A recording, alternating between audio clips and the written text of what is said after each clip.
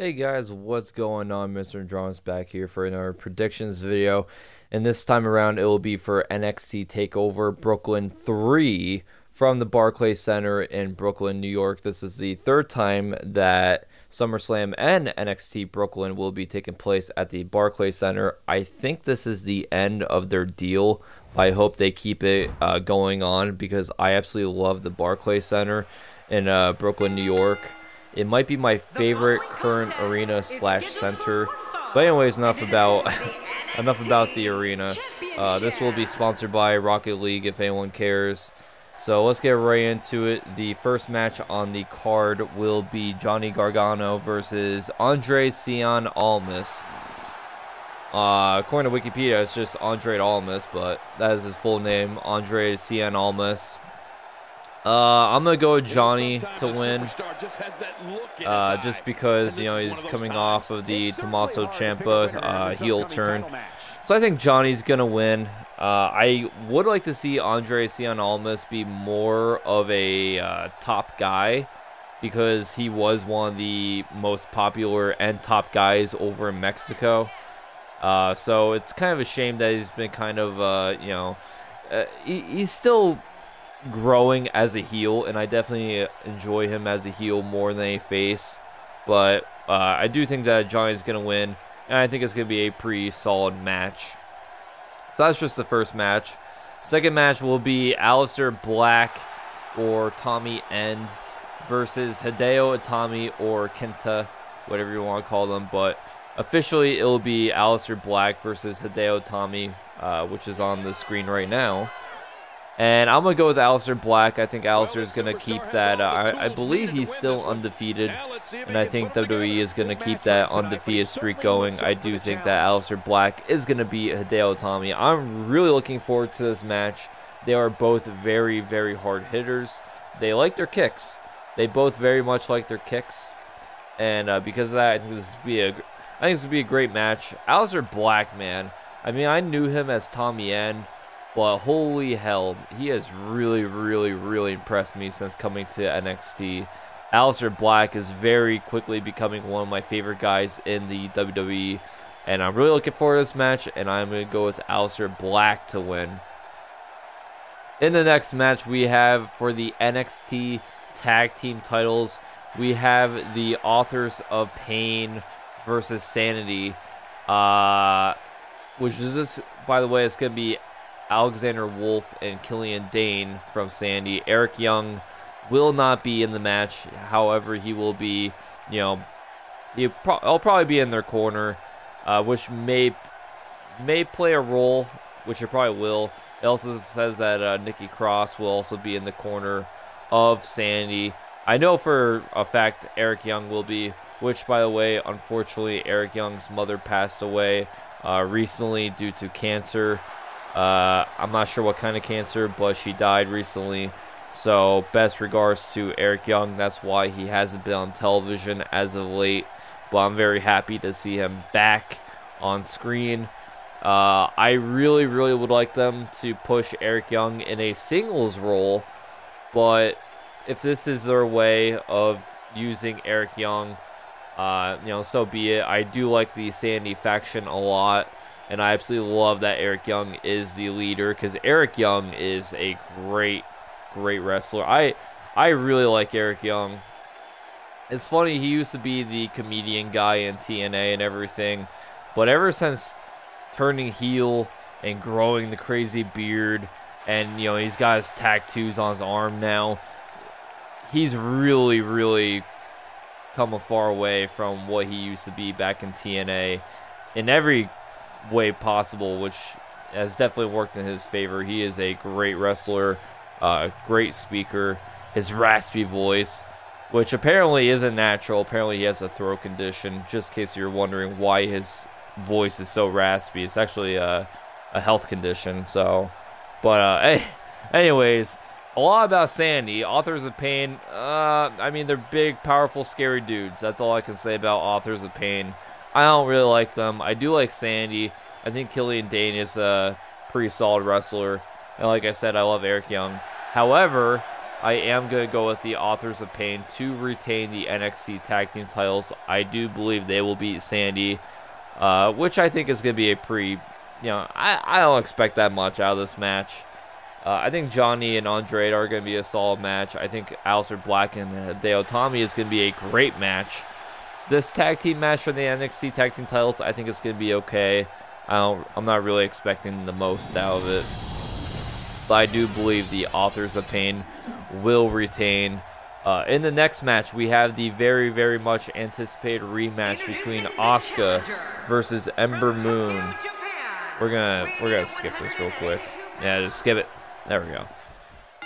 Anyways, we have Asuka versus Ember Moon for the NXT Women's Championship title. Will Asuka keep her historic reign going as the NXT Women's Champion? No, I don't think she will. I think Ember Moon will win. She will beat Asuka and win the NXT Women's Championship. And finally break Asuka's streak, her winning streak, not only just as a competitor, but as a champion as well.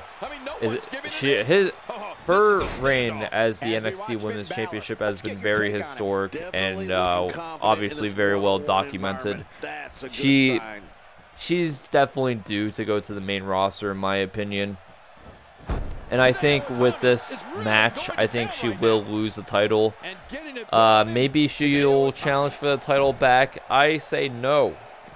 If Ember Moon does win the title, which I think she will at NXT Brooklyn 3, NXT TakeOver Brooklyn 3, that is, I do believe that Asuka will go straight to the main roster and will not challenge for the NXT Women's title back. Why? I know this happens every time the NXT champion loses the title. They'll challenge for the title back and they'll lose, and then they'll go to the main roster. I think that's a bad idea for Asuka. I think if Asuka does lose the title at TakeOver, she should immediately go to the main roster and not challenge back for the women's title. But that's just my opinion. Why? Because that would kind of hurt Asuka as a competitor. At least this way, yeah, she lost to Ember Moon. The only girl she ever lost to, she only lost once, and the only girl she ever lost to was Ember Moon. So I think going to the main roster would definitely help Asuka just by going straight to the main roster. And then they can play off of Ember Moon if and when she comes to the main roster, they can play off of, oh, Ember Moon was the first ever person to beat Asuka. Or she's the only person to beat Asuka. Maybe when Asuka goes to the main roster, she won't lose a match. I doubt that because it's, the main roster is totally different from NXT, but you never know. I mean, they put this much effort and hard work into Asuka. I don't see why not to have her go undefeated for a long time on the main roster. But I do think Ember Moon will win the NXT Women's title in a great match. Ember Moon is fantastic. Asuka, of course, is amazing. I can't wait for this match, but I do think Ember Moon will finally break the streak. Now, for the main event, which should be a triple threat match, I will add. Bobby Roode versus Drew McIntyre, Galloway. I prefer Galloway, but Drew McIntyre for the NXT World Championship. Bobby Roode versus Drew McIntyre. Who do I think will win? I was gonna say Drew McIntyre, but I think Bobby Roode wins. Why? Because I think Roderick Strong will be the next NXT champion. I do think Roderick Strong will beat Bobby Roode for the NXT title in the near future. So because of that, I think Bobby Roode will successfully defend his title against Drew McIntyre for the NXT World title due to Roderick Strong interference. I do think Roderick Strong will play a role in this match, and I think that it will cost Drew McIntyre, not Bobby Roode. I think it will cost Drew McIntyre the match. I do think, because Drew McIntyre stole Roderick Strong's opportunity in a way. I don't know, but I see Roderick Strong, I see Roddy Strong, Mr. ROH himself, getting into this match in some way or another and costing Drew McIntyre the match.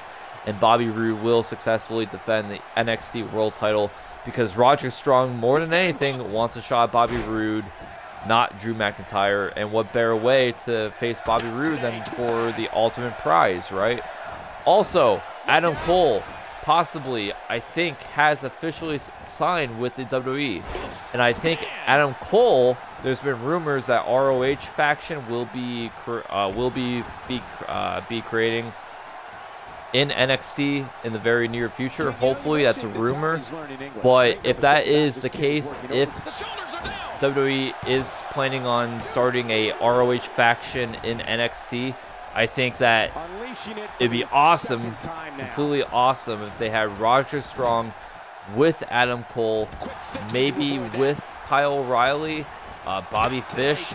There's a lot of ex-ROH guys currently on NXT. Like I said, Roderick Strong, Adam Cole, Kyle O'Reilly, and Bobby Fish.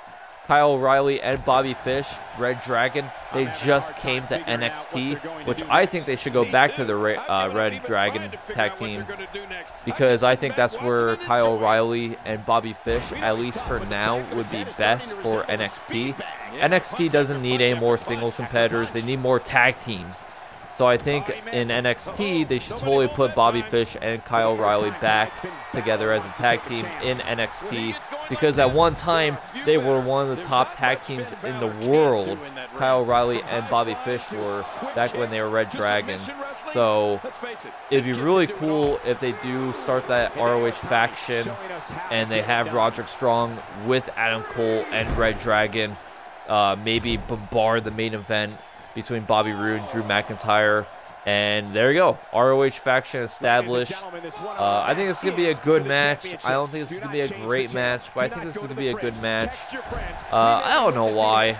I just don't see this being a great match. I think Roderick Strong versus Bobby Roode would have made a lot more sense, and I would have been more excited about it, just because there's more storytelling in it. There would be a lot more storytelling in Roderick Strong versus Bobby Roode than what we have here, which is Drew McIntyre versus Bobby Roode. So this should be a triple threat match. Why it isn't, I don't know. It's stupid. Maybe because they do plan on getting Roderick Strong to interfere in the match with ROH invading in a way with the new established ROH faction, which of course won't be called ROH faction or anything like that. But I guess we'll see. But those are my predictions. I kind of stuttered here and there. I apologize. I do that with these prediction videos. But I do think that everyone, who I said it is going to win, I do think they're going to win. And I think this is going to be a solid TakeOver. Nothing will beat the first TakeOver in Brooklyn. Nothing will beat the first one. The second one was pretty good. I think this is going to be a solid TakeOver Brooklyn, but I don't think it's going to match up to the second one or nearly the first one. But those are my predictions for NXT TakeOver Brooklyn 3. Hopefully it goes well. I'm excited for it. Let me know what you guys think, who you think is going to win and all that. And if you'd be so kind as always to like and or subscribe to my YouTube channel and follow me on Twitch, I very much appreciate it. Alright guys, thank you so much for watching, and I will see you next time for more prediction videos like this. I will be doing a SummerSlam prediction video following this video, so hopefully you guys enjoy that as well. Alright guys, thank you for watching. Let me know what you guys think. Alright.